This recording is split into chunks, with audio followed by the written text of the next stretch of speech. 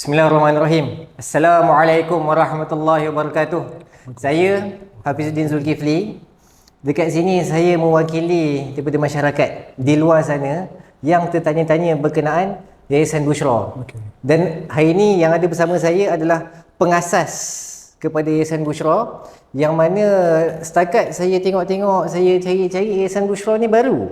Tu saya sendiri, kalau tak wakil masyarakat pun saya tertanya-tanya nak minta Tuan Haji Adi Negara bin Kamaluddin yang ada hari ini untuk cerita sedikit sebanyak berkenaan Yayasan Bushra, terutamanya Hala Tuju. Sebabnya kalau siapa-siapa yang nak tahu pun dia nak tahu Hala Tuju dulu. Okey, nak minta cerita sikit Tuan Haji. Okey. Bismillahirrahmanirrahim. Assalamualaikum warahmatullahi wabarakatuh.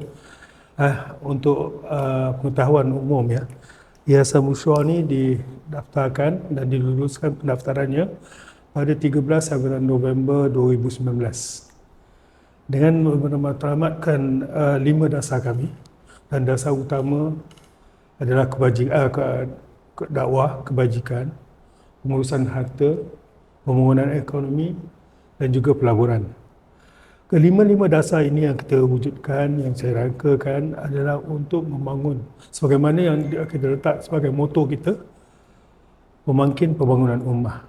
Itulah moto yang mendorongkan saya untuk bagaimana dengan adanya yayasan kita boleh membantu membangunkan ummah, sedangkan kita di dalam perjuangan ini bukanlah jalan yang paling singkat. Jadi dengan adanya yayasan, dengan sokongan dan bantuan masyarakat, maka kita boleh melaksanakan, insya-Allah kita boleh melaksanakan amanah yang kita rancang, dan mudah-mudahan satu ketika nanti ianya terjawab, insya-Allah. Alhamdulillah. So kiranya kalau berdasarkan daripada cerita Tuan Haji sendiri, yayasan ni dia punya core utama dia nak membangun ummah. Yes, betul. Kalau untuk kita cerita dari segi teknikal Haji, macam mana untuk kami orang luar nak nampak visi, orang kata as a simple word, visi tu macam mana? Visi dan misi. Okey, kita telah meletakkan visi dan misi kita dalam merencanakan, merangkakan apakah akhirannya nanti, insya-Allah. Dan dalam melaksanakan visi dan misi kita tu, kita telah merancalah, itulah yang katakan tadi, 5 dasar itu sebagai visi kita, dan misi kita adalah bagaimana untuk melaksanakan apa yang kita rancang. Ia berperingkat, dia tidak akan berjalan overnight ataupun just quantum leap, tiba-tiba boleh jadi, tidak. Ia akan memakan masa yang paling panjang, kerana tiap-tiap dasar yang kita wujudkan itu, especially dalam dakwah itu sendiri, kita akan merangkumkan dakwah itu dalam segala aspek keempat-empat dasar yang kemudian itu, sebagaimana dalam kebajikan, pengurusan harta, pembangunan ekonomi, dan juga pembangunan pelaburan. Maka di situ kita kata dakwah itu perlu ada di dalamnya untuk dijalankan bergandengan dengan apa yang kita tetapkan dalam program dakwah itu. Okey, nampak yang mana visi misi sebenar adalah dakwah. Dan yang mana kebajikan kita include sekali. Yes. Dan kalau nak tengok misi tu, orang kata macam mana perjalanan dakwah tu lebih cantik. Yeah, betul tak? Betul. Dan dekat sini kita tahu bila kita cerita dakwah satu skop yang besar. Lepas tu dalam satu sudut nampak kerangka yang macam mana Haji cerita, kita ada juga pelaburan dan sebagainya. Dan sudut saya sebagai orang luar, saya nampak yayasan ni bukan profit oriented. Yeah. Tapi kenapa di-includekan juga dalam bahagian pembangunan ekonomi, pelaburan dan juga pengurusan harta.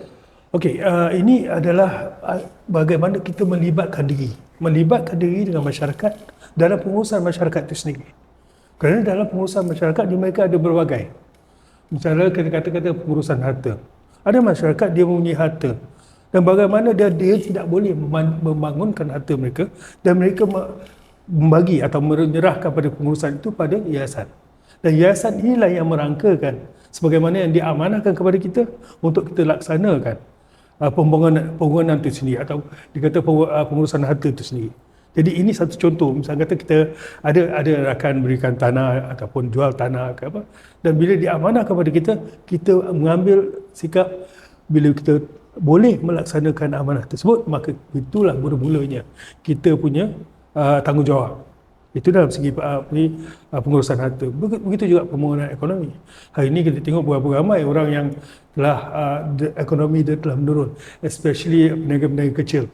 Dan bagaimana kita nak memulihkan sedikit ataupun membantu sedikit dalam mereka nak mengusahakan balik atau memulakan balik perniagaan mereka yang telah tersangkut disebabkan masalah-masalah mereka, COVID dan bencana dan sebagainya. So kita mengambilkan peranan. Bila mana kita ada dana yang berlebihan, kita akan bantu mereka untuk membantu mereka untuk menjalankan perniagaan mereka balik, dan kemudiannya kita tengok bagaimana kita boleh dapatkan masyarakat membantu mereka dengan membeli, dan kita pula mengambil peranan mensubsidikan barang jualan mereka supaya mereka dapat lebih ramai pelanggan datang kepada mereka.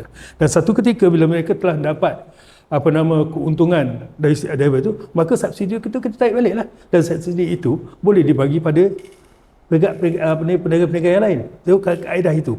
So kalau kita ada lebih, kita besarkan, luaskan lagi kita punya bantuan kepada peniaga-peniaga tersebut. Ya, peniaga kecil, peniaga sederhana pun ada, dan kita fikir itu. Itu bergantung kepada berapa banyak dana yang kita perolehi daripada sumbangan masyarakat, kerana kami di sini tidak ada perniagaan. Dan itu sebab kita minta orang di luar sana, rakan-rakan kita, sahabat-sahabat yang murah untuk membantu kita, dan kita membantu mereka. Dan begitu juga kepada bantuan pelaburan. Dia ada satu cara yang lebih besar lagi, dan bagaimana ia boleh membantu masyarakat, bantu peniaga-peniaga kita untuk membangunkan ekonomi mereka. Ini adalah satu trust yang kami letakkan dalam jiwa kami untuk membangunkan ekonomi ummah, dan tidak lari kepada kita punya dakwah tersebut. Apapun kaitan kami ataupun pengurusan kami dengan mana-mana pihak yang kami ingin bantu, kami akan mendahulukan dakwahnya bagaimana. Ini melibatkan peniaga tersebut dan pelanggan mereka. Pelanggan mereka pun macam mana kita beri dakwah. Kita ada terbitkan buku-buku percuma, especially buku-buku asas, akidah, ibadah, zikir pagi dan petang, doa-doa harian. Maka itu kita bagi pada masyarakat supaya masyarakat dapat dibimbing melalui proses yang kami rencanakan. Menarik. Dan kalau tengok macam mana Tuan Haji cerita berkenaan pembangunan harta, yang nampak ekonomi lah, yang nampak duit. Dan kalau tengok Tuan Haji banyak cerita mereka, pembangunan mereka berkembang. Tapi what is it for yayasan? Sebab kita nampak kalau pelaburan ke pembangunan ekonomi, kita ada win-win. Tapi kat sini nampak win di sana saja, di sini tak ada win. Okey. Yayasan ini sebagai satu penggerak. Okay. Kami letakkan kami sebagai pemegang amanah. Pemegang amanah yang diamanahkan kepada kami untuk kami laksanakan tugas-tugas tersebut yang kami rancang. And we don't think about profit earnings. What we are talking about, apa yang kita rancangkan sekarang ni adalah untuk membangun ummah. Bila sekiranya ummah itu membangun, kami dapat melaksanakan amanah tersebut. Selagi ummah tidak membangun, macam mana kita? Tanggungjawab kita. Sekarang ni kita tengok dalam masyarakat pun, kita hadapi dengan masyarakat yang ada sekarang, berapa ramai di luar sana yang tergelincir dari dasar-dasar agama. So bagaimana kita nak menarik mereka? So kami memainkan peranan yang kecil yang memberikan sesuatu yang lebih besar. Umpamanya dalam bidang dakwah, kita telah mewujudkan pusat bahasa Arab, dan kita ambil pelatih-pelatih yang telah tamat 30 juzuk, maka kami latih di sini, dan kami berharapkan satu ketika nanti mereka boleh jadi masyayikh. Kita sekembalinya mereka selepas proses pembelajaran itu, selepas di Busra, di YB ini, terus kepada tempat-tempat yang boleh memberikan bantuan pembelajaran terus-terusnya. Dan sekarang ni kita ada gabungan dengan Indonesia, dan selepas 3 tahun mereka di sana, barulah mereka pergi ke Timur Tengah dan sebagainya. Dan selepas 8 tahun atau 10 tahun yang akan datang, mereka akan kembali kepada kita. Dan Yayasan Busra mengambil tanggungjawab itu untuk mereka ni jadi pembimbing ummah yang di masa akan datang. Di generasi mereka. Kita tak tahu, macam saya tak tahu. Mungkin satu ketika saya tak akan ada ketika mereka pulang nanti. Tapi merencanakan untuk membangun ummah kerana Allah ni, ini adalah penting. Dan inilah tugas kita sebenarnya. Masya Allah, moga Allah mudahkan. Sebab nampak Cakap senang, tapi nak menggerakkan tu. Ya. Sebelum kita nak cerita dari segi pergerakan, saya tertanya-tanya. Kalau tengok selalunya, saya tak merendahkan yang lain, tapi selalunya kalau mana-mana badan yang fokus kepada dakwah dan kebajikan, dia tertumpu pada satu aspek. Tapi mana Tuan Haji boleh dapat idea, golongan berpendapatan rendah kita cover dari sudut kebajikan macam Tuan Haji cerita tadi, dan juga saya nampak dekat sini pengurusan harta pelaburan golongan berpendapatan lebih tinggi. Macam mana Tuan Haji dapat idea untuk merangkumkan semua dalam satu aspek, which pillars of yayasan ni sendiri? Ini hidayah Allah jugalah. Allah memberikan hidayah kepada saya dalam segi mengetahui daripada mana, kenapa, mengapa, siapa, bagaimana. Itu kadang-kadang kita tahu orang yang kaya tu dia ada lebihan. Dan mereka bila dah tahu dah ada lebihan, mereka just infak harta mereka, duit mereka pada tak kira mana. Tetapi kita nak mereka fokus sebenarnya. Di mana yayasan atau mana organisasi NGO mana yang boleh mereka sumbangkan supaya apa yang mereka sumbangkan itu diterima oleh Allah SWT dan dikembalikan dengan pahala-pahala untuk mereka di akhirat nanti. So kita kena sediakan pasaran mereka, dan di Yayasan Bushrah kita menyediakan ini, dan alhamdulillah Yayasan Bushrah bukan hanya yayasan yang dipegang amanah, tetapi yayasan ini adalah di bawah pemerhatian SSM. Maka setiap tahun apa yang kami kerjakan atau akaun kami diaudit, dan kami juga di yayasan adalah transparansi itu kami utamakan. Siapa saja yang mendemba dan nak ingin menengok kita punya perakaunan, silakan. Pasal ini adalah tanggungjawab kita. Kalau kita tutupkan perakaunan kita, soal tak boleh dijawab. Jadi buat apa kita ada yayasan dikatakan yayasan amanah? Right? Inilah yang sebenarnya. Kalau tidak, apa yang macam-macam ada di luar sana, macam-macam pertubuhan ada. Scammer pun dah banyak sekarang. Scammer pertubuhan. Jadi kita tidak mahu itu. Itu sebabnya kita adakan satu yayasan ini supaya yayasan ini transparan dalam apa saja yang mereka dilakukan. Dan kita dalam memegang tanggungjawab ini, kita kembalikan kepada Allah SWT. Masya Allah. Saya doa moga Allah tolong betul-betul supaya perjalanan ni Allah mudahkan. Amin ya Allah. Dan sekarang kita cerita dari segi perjalanan, kita tak lagi daripada orang kata management team. Dan nak minta Tuan Haji cerita sikit, sebab bila tengok Tuan Haji sebagai pengasas, which kalau dalam yayasan Tuan Haji adalah chairman. Dan bila tengok Tuan Haji juga CEO sebagai managing director di sini. So saya ada dua soalan kat situ. Yang pertama, kenapa Tuan Haji sendiri involve sedangkan Tuan Haji boleh berada di atas dan tengok je orang buat kerja? Itu yang pertama. Dan yang kedua, dari segi orang kata kerangka pergerakan yayasan ni, macam mana Tuan Haji pilih-pilih dan apa orang kata skop-skop pergerakan yang ada? Dalam segi pertama tadi apa? Kenapa Tuan Haji sendiri yang orang kata berdedikasi berada di lapangan untuk buat kerja? Okey, sebagai pengasas, saya ada visi dan misi, dan saya letakkan 5 dasar. Sebenarnya dasar itu saya yang create. So kalau saya tak mengemudi, so nahoda kapal lah, tak mengemudi, sementara dia nak berjalan, macam dia juga pilot. Dia perlu bila dah sampai di atas, auto je. Right, dah sampai di atas, tak payah lagi nak accelerate itu dan sebagainya. Dia pergi auto. Macam saya juga. Satu ketika nanti, bila semua dah okey, right, serahkanlah pada siapa yang layak untuk mengambil. Saya nak rehat. Dari umur saya pun dah 70 tahun. Tak berapa lama lagi, tak tahu bila. Tapi inilah perancangannya. Siapa yang akan mengambil ahli dan sebagainya adalah kerangka yang saya wujudkan untuk mengenal pasti mereka yang ada di dalam inilah yang akan menerjui Yayasan Bushrah di masa akan datang, bukan orang luar. Jadi mereka yang ada dalam ni. So yang keduanya, dalam segi perangkaan administratifnya, saya tak ada merancang untuk adakan banyak staf. Bukan sekretar bila kalau di luar sana di dewan dewan galeri kita ada satu pokok yang kita lukiskan berserta dengan akar. So kita ambil tunjang. Waktu itu ada tunjang. Macam di bahagian accounts, di bahagian pentadbiran, di bahagian pemasaran, dan itu saja. Tetapi bila nak menggunakan equipment tersebut, kita diversify itu kepada orang-orang yang berurusan dengan kita. Jadi kita boleh bayar mereka. Kita tak bayar gaji mereka. Apa yang mereka kerjakan, apa yang kita mahukan, mereka laksanakan. Upahnya datang. Jadi kita boleh jimat. Katakanlah kalau kita dalam segi ini, kita mesti banyak staff. Dan dana yang kita ada adalah dana amanah. Right? Bila kerja tak ada, tiap bulan, kena bayar. Right? So dana makin kurang, ketirisan berlaku. Jadi macam mana kita nak merancang supaya ia dapat Maximize. dilaksana dan dimaksimiskan pengurusan tersebut. So dengan adanya sistem akar ini, right, maka masing-masing pengurus-pengurus atau pengarah-pengarah di tiap jabatan itu tahu nak merangka, tahu nak merancanakan, tahu nak mengurangkan kos-kos. Inilah satu cara yang betul.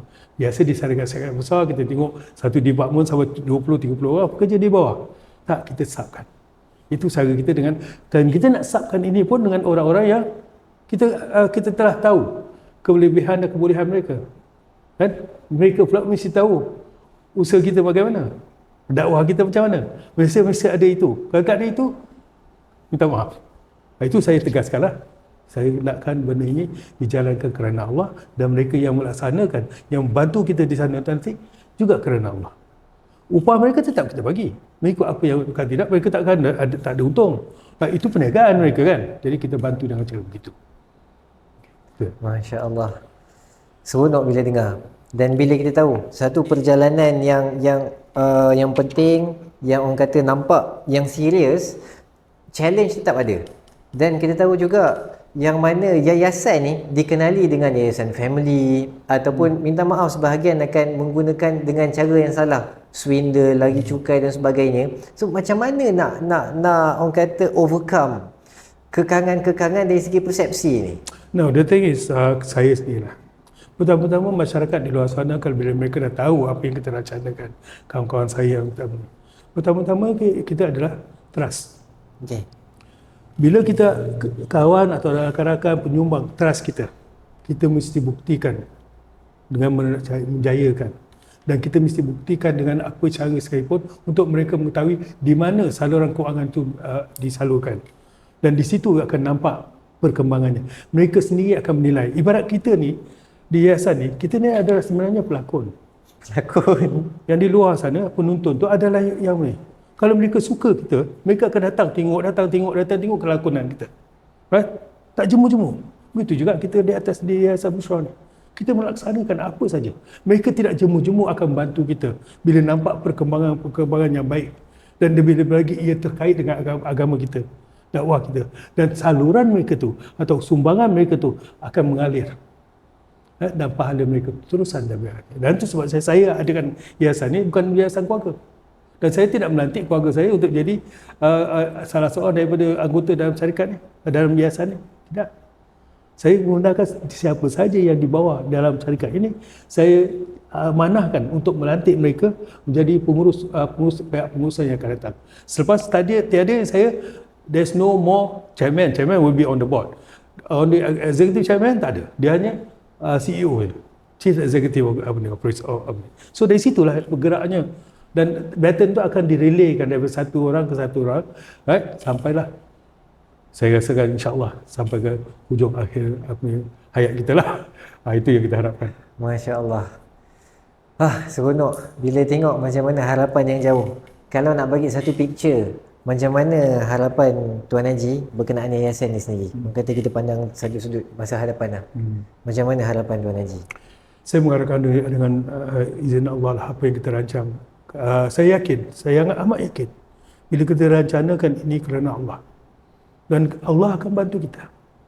Kita dah tahu, kita mengaji dan kita Al-Quran dan hadis kita faham dan sebagainya, dan kita ada keyakinan apa saja yang kita mulakan dengan rancangan kerana Allah, dan kita sentiasa berdoa kepada Allah, memunajat kepada Allah, meminta Allah memberikan dorongan kepada kita. Ini penting, kerana itulah Allah akan memberikan hidayah dan taufik menguruskan urusan-urusan kita. Dan kita tak akan lari daripada ujian Allah. Dan Allah dah berikan satu kaedah sabar dan bersyukur. Jadi apa lagi yang kita nak? Jadi kita buatlah. Bila datang musibah, kita bersabar dan berdoa kepada Allah SWT. Kita kena yakin. Tak ada kita kata ini kau punya pasal, ini aku punya pasal, ini semua kau punya perkara. Tak jadi. Right? Kita buat sebaik mungkin. Dan itu sebabnya kita employ ataupun kita adakan rakan-rakan yang betul-betul nak memajukan agama kita melalui yayasan ini. Right? Bukan kerana personal. Adalah kerana Allah. Dan inilah saya harap kepada Allah SWT. Allah juga yang mendorongkan siapa saja yang Allah nak tentukan yang ada dalam yayasan. So itulah kita. Dan Alhamdulillah dah lebih 2 tahun. Dah masuk 3 tahun sekarang. Kita berjalan. Right? Dan kita mengharapkan dan sokongan dan bantuan rakan-rakan sampai sekarang kita dapat melaksanakan amanah dan tanggungjawab. Sedangkan kos yang kita laksana atau kos bulanan pun menjangkau lebih dari RM40,000 sebulan. Tak masuk di akal. Dan kita tidak ada perniagaan. Allah datangkan. Kalau Allah tidak datangkan itu, mana mungkin dia boleh orang boleh, kalau saya katakan antum sendirilah. Kalau Allah tak buka pintu hati untuk antum menderma pada yayasan, mana mungkin kamu akan menderma. Jadi kita yakin Allah yang buka pintu hati seorang itu untuk membuat kebajikan atau memberikan suatu bantuan kepada mana-mana masyarakat yang diharapkan. Hanya kita sajalah antara kita dengan Allah, dan mohon bukakan pintu hati rakan-rakan kita di luar sana. Tengok apa yang kami buat, dan ada berjaya, kami dah menunjukkan kejayaan, bantu lebih. Kerana apa, rancangan masa depan bukan hanya yayasan di yayasan, tetapi kita ada networking kita di seluruh negara. Tidak di bawah cawangan yayasan, tetapi networking dengan NGO yang mahu bersama kita untuk memajukan matlamat yayasan itu tadi.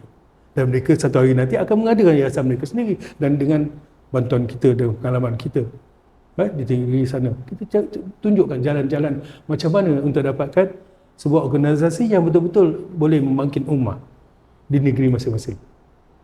Kita tak rugi, pahala kita tetap jalan. Itu dia. Masya Allah, jazakumullah khair. So bila dengar Tuan Haji cerita sendiri, saya sampai tak ada soalan nak tanya dah. Okey dah. Alhamdulillah. Itu seronok bila Haji cakap transparency is the key. So bila tengok transparent, saya sendiri rasa nak contribute, nak tolong juga. So saya mewakili saya sebagai rakyat di luar sana yang datang berjumpa dengan Haji sendiri, dan dah dengar daripada Haji, saya sendiri nak meniru masyarakat dekat luar sana yang mana nak datang ke Yayasan Bushra sendiri, nak tengok pergerakan kerja-kerja dakwah dan kebajikan yang dilaksanakan oleh Yayasan Bushra, sila datang tempat di Shah Alam. Dan kepada siapa yang dah tahu, dah tengok sendiri macam mana kerja-kerja dakwah yang dijalankan, nak support dari segi energi, nak support dari segi masa, tak ada masalah. Dan kepada siapa yang nak support juga, masa tak ada, energi tak ada, insya-Allah salurkan sumbangan. Sebab baru-baru ni saya ada sembang dengan seorang sahabat daripada Singapura. Kata-kata dia sangat menarik. Dia kata, dia tengok orang yang buat kerja-kerja dakwah dan sebagainya, dia kata bila orang membuat amalan sebagaimana dicontohi kepada pendakwah ni, semua amalan ni member ni dapat 100%. Dan saya rasa ini hadis juga. Dan kepada penyumbang-penyumbang yang support pendakwah tu juga, penyumbang pun akan dapat 100%. Itu yang kita buat di sini. Betul. So dekat sini kalau kita nampak Yayasan Bushra satu buat aktiviti yang bagus, aktiviti yang baik, apa salahnya kita support? Betul. So mungkin kalau tak nak support dekat sini, dekat tempat-tempat lain tak apa, tapi yang penting matlamat kita untuk Tuhan dan untuk akhirat. Betul. Sebab penyumbang yang sumbang manfaat bukan pada Yayasan Bushra. Selagi mereka walaupun mereka tiada di muka bumi Allah yang telah menyumbang tersebut, pahala itu sentiasa mengalir. Ya, betul. Selagi mana yang kami usahakan, itu yang kita yakin ni. Betul. Dan penyumbang mesti yakin tentang apa yang mereka sumbangkan. Betul. Kerana Allah. Sebab eventually kita hidup atas muka bumi ni bukan untuk dunia, untuk akhirat, untuk mati. It's our preparation for akhirat. Betul. Alhamdulillah. So, doa-doa lah, moga Allah jaga akhirat kita. Amin, ya Allah. Dan Allah lindungi kita atas muka bumi ini. Dan terutama ni sekali saya doa supaya perjalanan gerak kerja Yayasan Bushra Allah lindung dan Allah jaga. Amin. Dan Allah murahkan rezeki untuk manfaat rumah juga, untuk membangun rumah. Assalamualaikum warahmatullahi wabarakatuh. Jazakumullah khair.